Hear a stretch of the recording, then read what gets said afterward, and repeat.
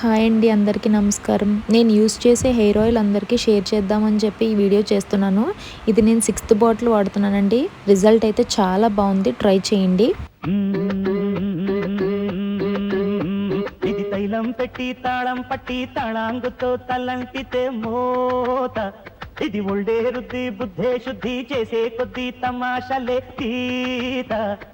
ఓ నమః శివాయ, ఒంట్లో వేడే మాయం, తమ కాస్తో కూస్తో అయ్యిందంటే ఆయనండి గాయం.